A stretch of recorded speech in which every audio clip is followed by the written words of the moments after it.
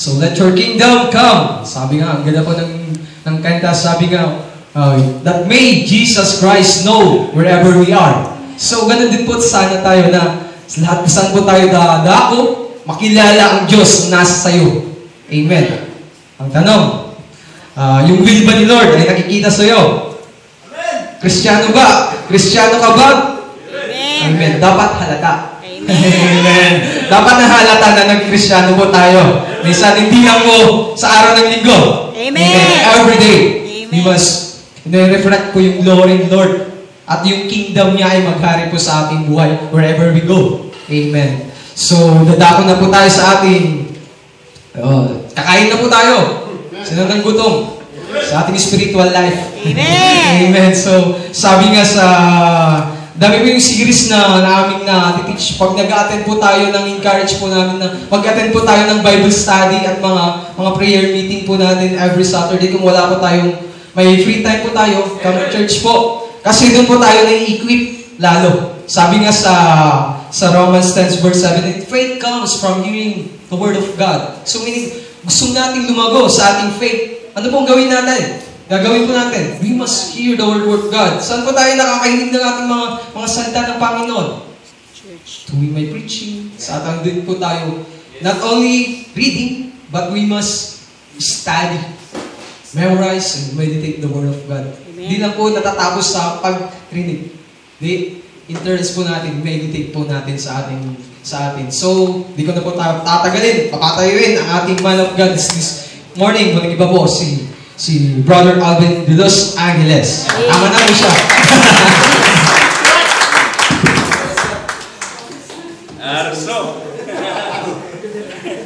Yeah, thank you so much. Thank you for Pag natapos, dito. thank you, Christian. Ika lang, okay. At salamat po mga kapatid. Okay, thank you Marlon. Naselect ko po itong topic na ito na God's workmanship created in Christ Jesus based on the passages of Ephesians chapter 2 from verses 8 hanggang 10. Bago po tayo magpatuloy, tayo po ay manalangin muna. Panginoon, salamat po. Thank you once again for your Lord, for your goodness. Thank you for allowing us to be here, Lord God, to listen to your word, to worship you and glorify you. Thank you for saving us, saving our souls, Lord. And we are forever grateful to you, Lord God, because of all these things, Lord. We have now reason to sing songs of joy, songs of worship. You are, in fact, the very reason of that. Lord, where else, Lord, could we be? If not for your glory, if not for your grace. Panginoon, hindi namin alam kung nasaan kami sa lugar, Panginoon, sa panahon ngayon kung kami ay hindi ligtas. Pero salamat sa iyong kabutihang loob, sa iyong pagmamahal, sa iyong biyaya. Panginoon, kami ay pinili mo, tinawag mo upang maging sa iyo para sa iyong kaluwalhatian at karangalan. Panginoon, dalangin po namin sa umagang nito na ikaw lamang mapagpala. Wala nang iba. Not to me, O God, but to your glory alone, to your praise. In Jesus' name, amen. Amen. Many times that we probably listen to these messages, especially Ephesians chapter 2, verse 8, talks about the grace of God. Right? Amen? Amen. Sa biyaya ng Diyos, sabi dito ni Paul sa Ephesians, sa biyaya ng Diyos tayo ay naligtas. Ang term na ginamit dito ay hindi lang naligtas. For by grace you have been saved through faith. It's not just past tense. I think it's past participle tense, right? Present participle tense. So, hindi lang niligtas, kundi nililigtas niya tayo. We have been saved. Diyos ay nagliligtas sa atin, nililigtas niya tayo.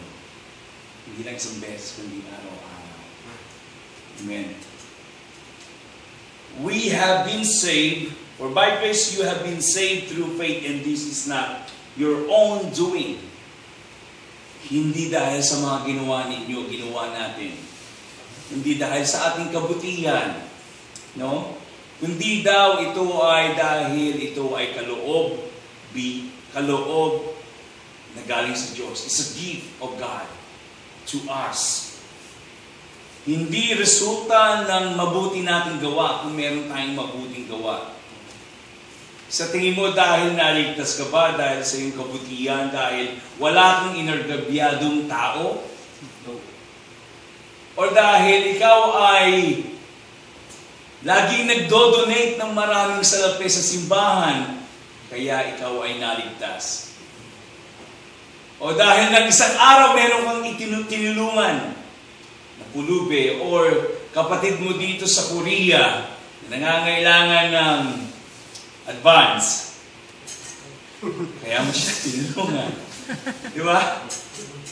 Or alam mo, the fact that you know na talagang in need yung brothers na yon, na walang ibang tutulong, alam mo mayroon kang pantulong, sinabi mo sa iyong sarili, you volunteer yourself, I will help. And then, tumalikod ka sa sarili mo, sinasabi mo, see, ako lang makakatulong yan, ako lang makakakuha niya, dahil marami akong biyaya na galing sa Diyos. Ginamit mo ang Diyos, pero deep inside sa puso mo, andun pa yung nakikita yung konting laman, konting, yung sayo, pinuri mo ang sarili mo. Na very proud ka kung ano sasabihin ng iba. Naligtas ba dahil ginawa mo yung mga bagay na yun. Natatandaan ko kapag kausap ko ang aking tatay, siyasiran ko siya ng salita ng Lord at sasabihin niya, bakit meron ba akong inergabyado? Mabuti naman akong taxi driver eh. Ayos eh. Wala naman akong niloloko. Although sabi niya may mga niloko siya. Pero sa sarili niya sabi niya ay, sa tagal ko na nagmamaneho sa Metro Manila, 17-year-old pa lang ako. Nag-les na ako galing Batangas, mga 15 siguro. Pumunta na ako ng Metro Manila, nag-taxi driver na ako. Wala naman akong nagabyano. Mabuti akong tao. Yung iba, minsan ganyan ang tingin natin, di ba? Yung mga kakilala natin, mabuti akong tao, wala akong ginawang masama, hindi ako pumatay, hindi ako nagnakaw, kaya that qualifies me sa heaven. Say, sinabi ba yun ng ating talata? Hindi. No? Para daw, hindi tayo magmayabang. Na result of your work so that no one may boast, for we are His workmanship created in Christ Jesus for good works, which God prepared beforehand that we should walk in them. Iisa-isahin po natin from verse 8 hanggang verse 10. Verse 8, for by grace, dahil sa biyaya ng Diyos. Alam natin dahil hindi sa mabuting gawa, kundi dahil sa biyaya ng Diyos. Pero, bago natin pag-usapan, for by grace we have been saved, ano ang context? Pag-usapan natin ulit ang context nito kung bakit sinabi ni Paul sa Ephesians. Kung titignan natin the previous verses, na sabi niya sa mga taga-Ephesians, verse 1, a little survey of the verses of the chapter. And you were dead in the trespasses and sins in which you once walked, following the course of this world, following the prince of the power of the air, the spirit that is now at work in the sons of disobedience. Tayo'y mga patay. Salita na ginamit ni Paul, hindi maganda. It's not a good word to use. It's a bad word para i-describe kung ano ang kinalagyan natin dati. Kung ano ang sitwasyon natin dati. Nasabi ng Biblia, tayo daw ay patay, mga patay.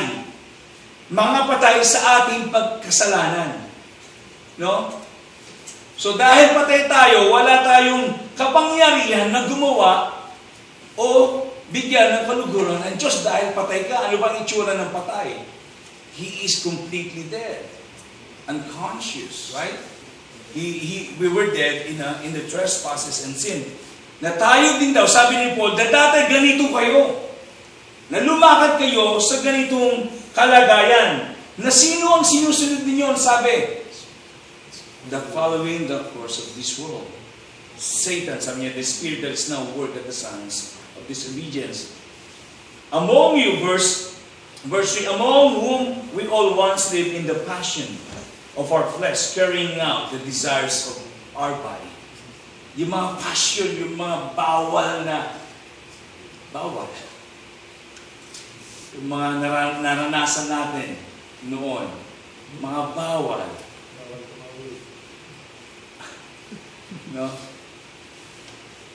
Bawal. Pag sinabing bawal, bawal. Di ba?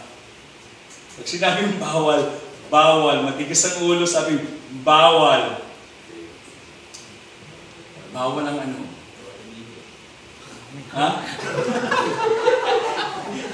Bawal, mga sinabi dito, dinescribe dito, no?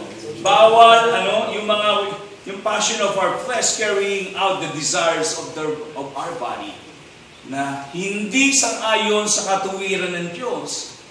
Pero ginawa pa natin, bawal. Bakit kamo? Dahil natin ginagawa, dahil lumakad tayo, bakit kamo? Dahil tayo ay patay. Dahil wala tayong kapangyarihan, hindi natin alam ang mabuti, sa harapan, sa panuntunan ng Diyos, hindi ibig kong sabihin dead ka, ay hindi ka marunong gumawa ng mabuti. Siyempre, gumagawa ka pa ng mabuti, tama?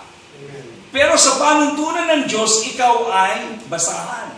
Yung kabutihan mo, di ba sabi ng Isaiah, ang kabutihan natin ay parang basahan lamang sa harapan ng Diyos. It's just a filthy rags before the eyes of God.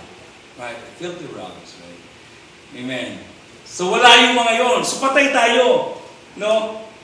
Kaya ang ginagawa natin, ang sinusunod natin kung ano ang gusto ng ating Panginoon ng mga panahon na yon.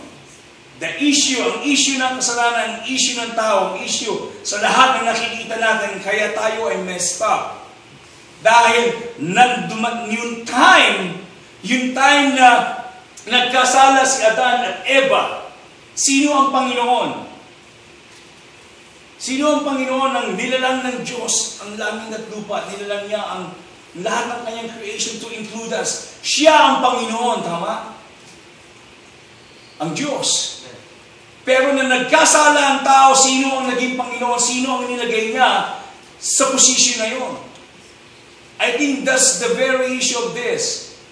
Ang Diyos ang Panginoon, nagkasala ang tao, nilagay natin ang sarili natin sa posisyon bilang Panginoon. Bakit kamo? Dahil tayo na ang masusunod. Kita nyo? Hindi na ang Diyos. So ang sabi ng Genesis chapter 6 verse 5, di ba? Ano ang ginagawa ng tao? Puro kasalanan ng patuloy, kasalanan. Pinanganak tayo. Hindi mo turuan ang isang bata. Nagmumura pa rin. Right? Corrupted. Andun yung guilt, sabi. No? Dahil sa isang tao, pumasok ang kasalanan. Ayun si Adan. Pero yung isang tao naman, the second Adam, anong dulot nito? Righteousness. Amen. Life. Eternal life. Si Christ yun. Pero sabi ni Paul sa Ephesians, dati ganito kayo. Lumakad kayo sa pagkakasala. Right? Carrying out the desires of the body and the mind. Pero mo, yung body, pati pag-iisip, kaya pag sabihin mabigat no? Sa pag-iisip pa na, nagkakasala ka na, hindi mo pa ginagawa. It's already a sin if you think bad towards the opposite sex. And we're by the nature children of wrath, like the rest of mankind. Kita nyo? And we're, na dati, nature children of wrath. Anak tayo ng wrath, yung galit, no? Like the rest of mankind. Parang sinabi, eto si Satanas, anak kayo ni Satanas, anak kayo ng hindi mabuti. Kung ano man ang kanyang ginagawa. Like the what? Like the rest of mankind. Pare-pares kayo, dati. Tayong lahat, pare-pares tayo. Like the rest of mankind, na makasalanan. Walang mabuti kahit isa. Pero what's this? Verse 4. The interjections of the word but God being rich in mercy, because of the great love which He loved us. But God, subalit ang Diyos. Amen. Amen. Ayun ang solution dito eh. Being rich in His mercy, because of His great love which He loved us. Even when we were dead in our trespasses, made us alive together with Christ. Binuhay tayo. Kita nyo? Dati tayo makasalanan, pero doon interjection ng word, sabi ni Paul sa Ephesians, subalit ang Diyos, ngunit ang Diyos dahil sa Kanyang mabag, dahil sa Kanyang pag-ibig sa atin. Sinabi na dito na dati tayo ay patay, binuhay niya tayo, made us alive together. Nakasama si Kristo.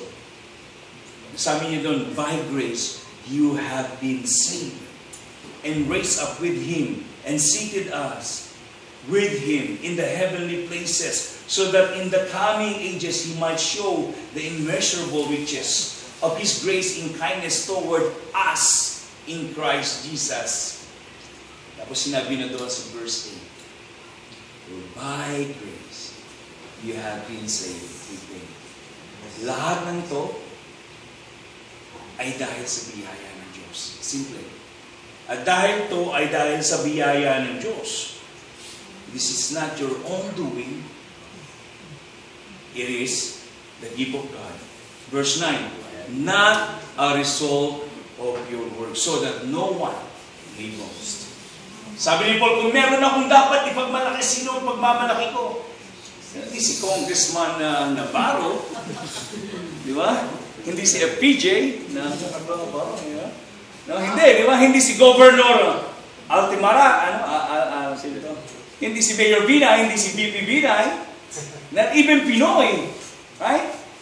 O, diba, may mga kamag-anak kayong kamag-anak nila, politicians, okay lang naman na, minsan yun, sabi ay humble bragger. Humble ka pero binabrag mo yung mga accomplishment mo, yung mga ego type, di ba? Minsan this is my accomplishment. Minsan hindi nawawala yun sa atin, di ba? Yung mga certificate, okay lang, gano'n di ba? Accomplishment mo yun nahirapan ka Di ba? MVP ka lagi sa basketball, dito sa Paju. Minsan sa sopa, okay lang na-display, di ba? Tuturo mo sa mga apo mo. Apo, itong mga kolekta. No, itong mga certificate, these are the certificate I accomplished.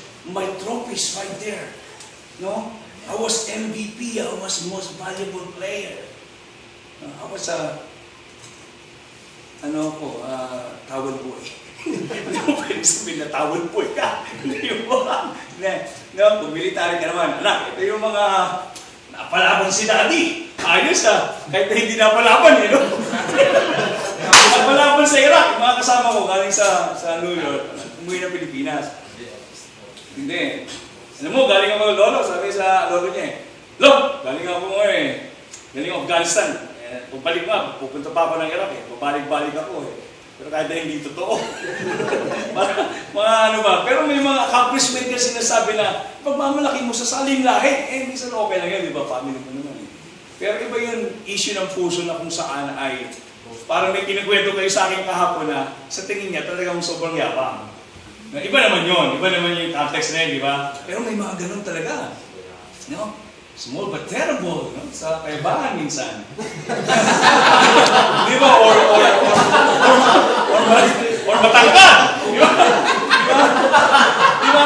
No. Wala akong... Hindi si kapatid. I like his humility. I like his being funny. Hindi ako. Wala akong pinapataman. Sinasabi ko lang na may mga kaya tayo, di ba? Minsan may mga ganun sa... Iberto ba? Di ba?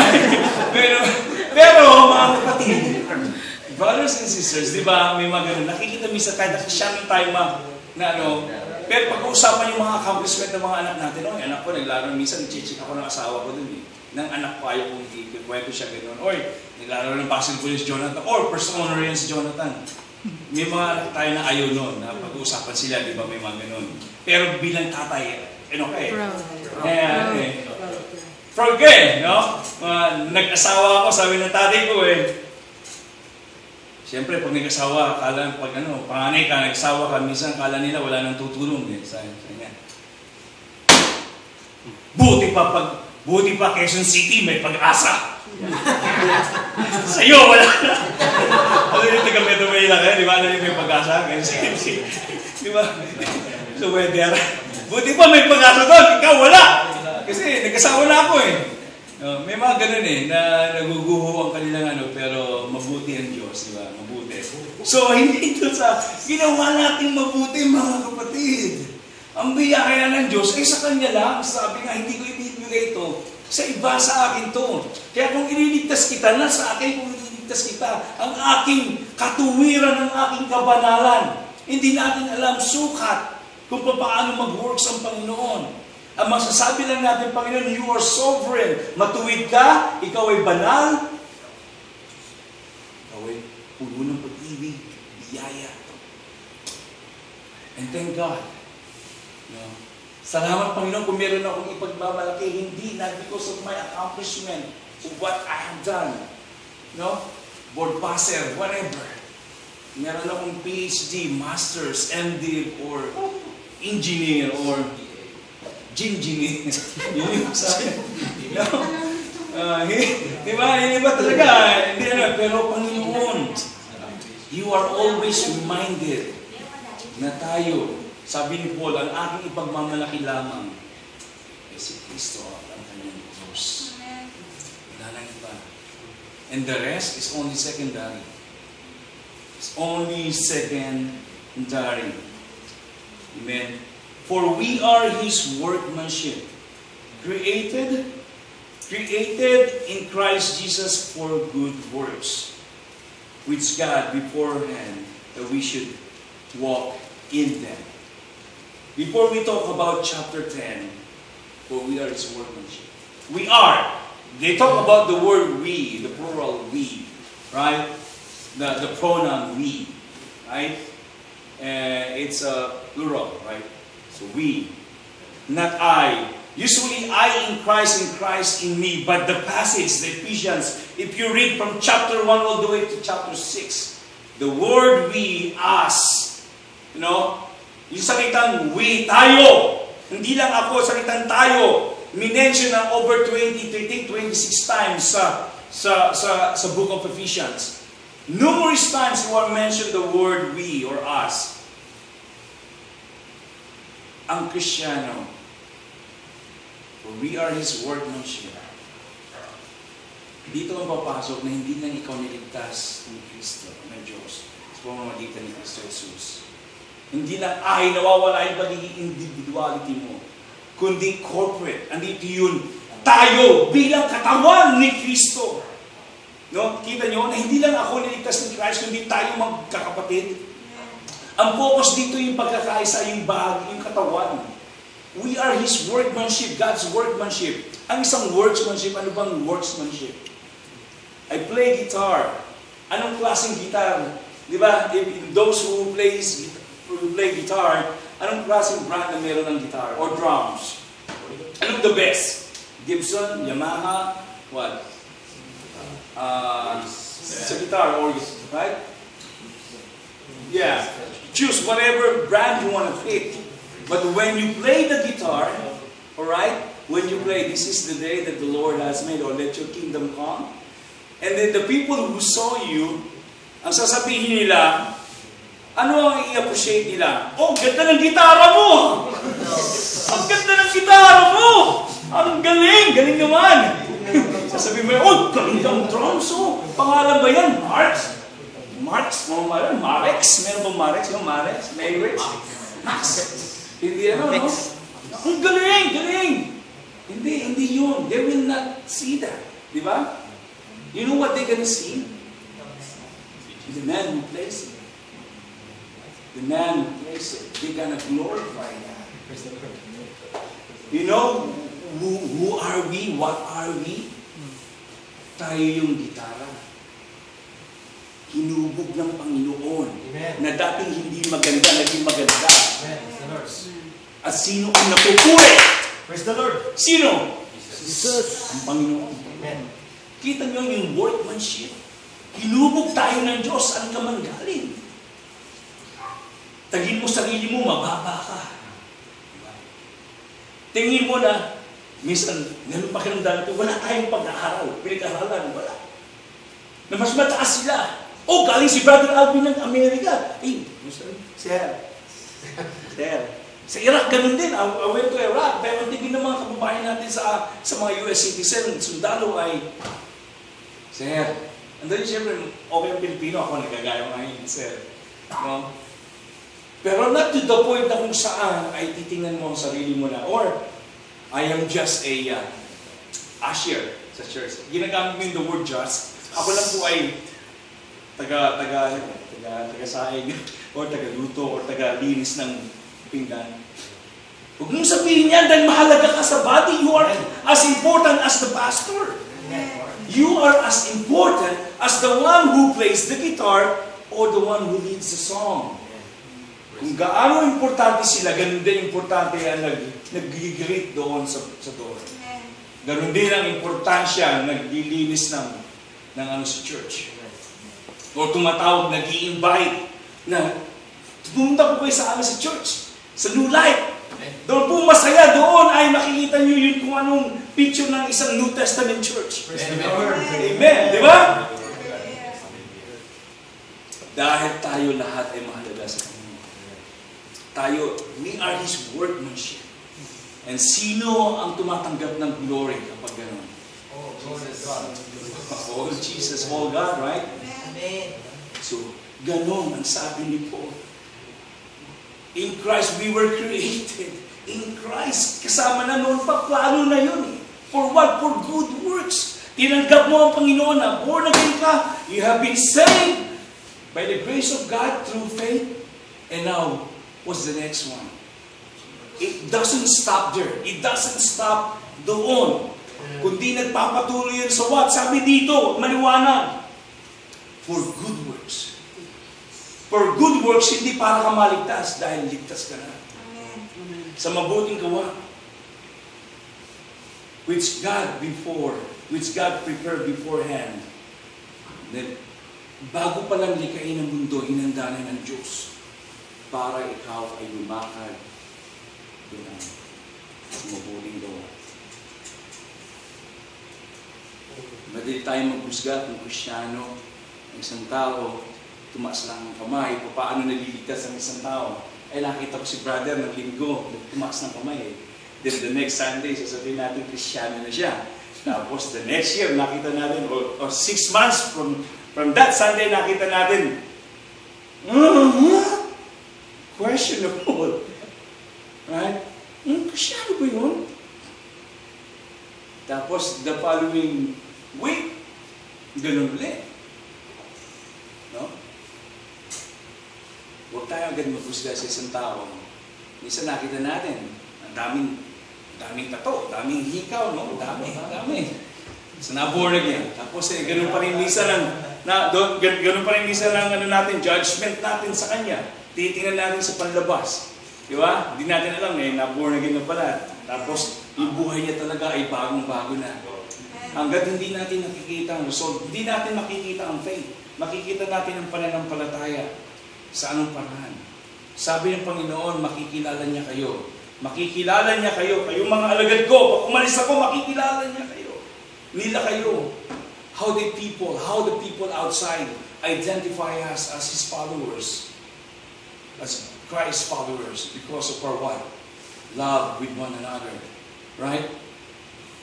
Pagkakaisa, pagmamahalan, pagsunod sa kanyang kalooban. Di ba? You will know them by what? By their fruits. Pero don't get me wrong. Ang foundation ay biyaya ng Diyos. Wala nang iba. Then, yung biyaya na yun, nakikita mo ang kabutihan, ang katuwiran, no? Kagandahan asal.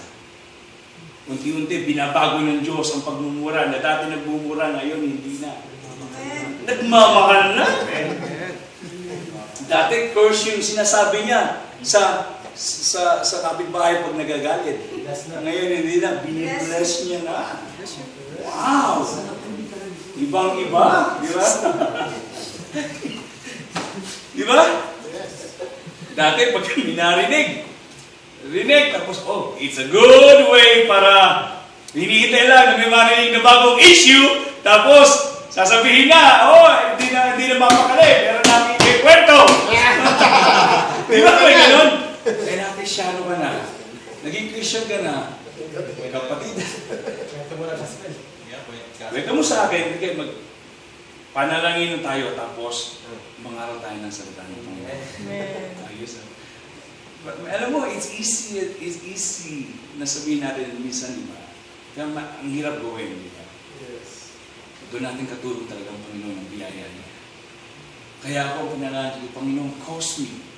Ikaw na po ang bahala. Kung maaari, i-direct mo ang puso ko ang ano ko na gumawa ng mabuti sa aking kapwa. Kasi ang pagiging Kristiyan, hindi lang naman ako. Sabi dito, it's not about me, but it's about the body of Christ. And then it's the body of Christ now. Ipakita ninyo, lumaganap kayo, mag-share kayo ng salita ng Diyos sa mga mag-anak niyo, kaibigan niyo. Share it to your family, to your wife, to your kids, to your friends, to your cousins, sisters, brothers, grandpa, grandma.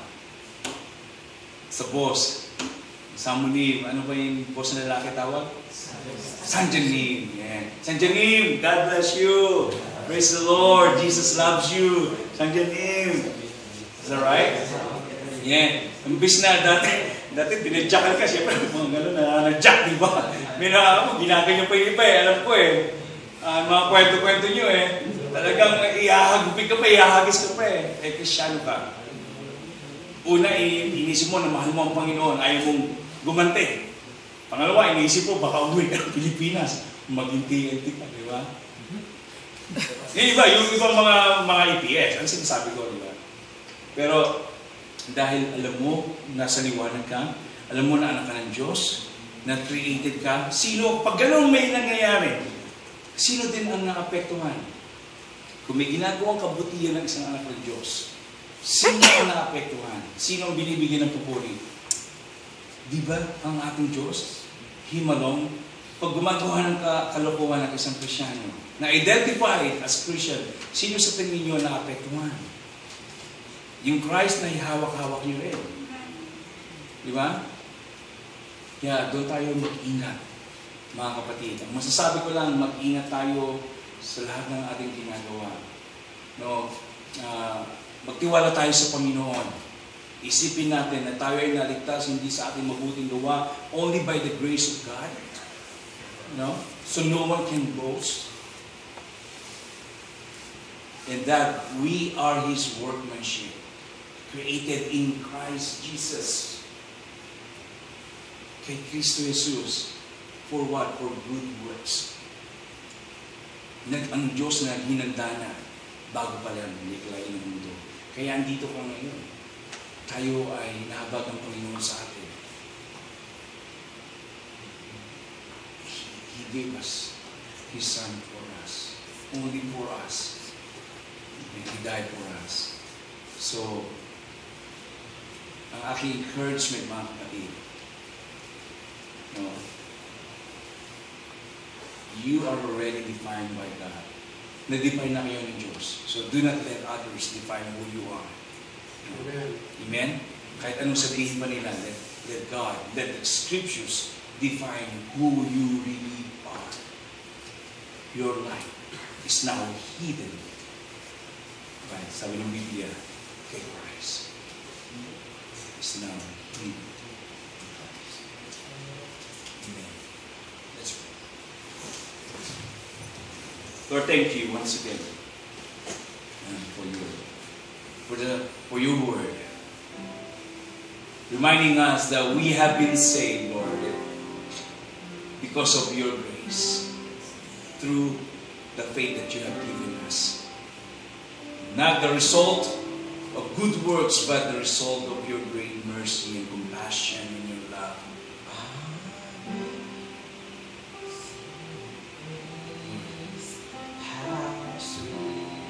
Not to us, but to you alone. Not to my glory, but to your glory alone and to your praise. What a great day, what a great joy to know, Lord God, that I am indeed saved and your child became your children because of your mercy and your grace. Mga kapatid, I challenge you kung meron sa atin na hindi pa nakakilala sa ating Panginoong Jesus. Kung hindi ka sigurado sa iyong kaligtasan, sa iyong desisyon na ginawa noon, I challenge you to look back to that time. Tingnan mo ang iyong sarili kung saan yung puso mo, kung nasaan ang iyong pananampalataya. Sabi ng Diyos, maliligtas lamang ang isang tao, hindi sa kanyang mabuting gawa, hindi sa ano pa man, kundi sa ating Panginoon lamang Jesus. At walang ibinigay, there is no name given under heaven by which we must be saved other than the Lord Jesus Christ. Walang ibinigay sa silong ng langit upang ang isang tao ay maligtas maliban sa Panginoong Jesus. Sinabi ng kanyang salita, kung ipapahayag ng ating mga labi, siya ang Panginoon na siya ay binuhay mula sa mga patay after 3 days, tayo ay maliligtas.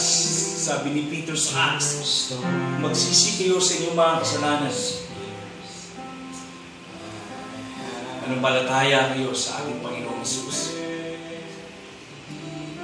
Repent of your sin. Turn away from it. And put your faith in Christ who can save you alone. Trust Him. Please put your trust, your faith in the Lord Jesus Christ. And He will save you. You can say that prayer right now if you want. Forgive. He will forgive you of your sins. He is faithful and just. He will listen to you because He loves you.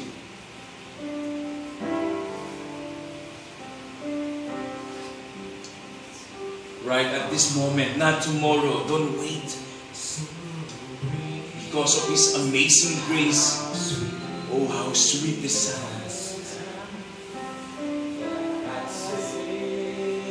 Thank you for saving me, Lord God. You didn't have to save me, but you saved me. Thank you for dying for me at the cross, Lord God. Thank you for saving me. Who am I, Lord? Who am I that you care for me? That you are mindful of me? Thank you for saving me.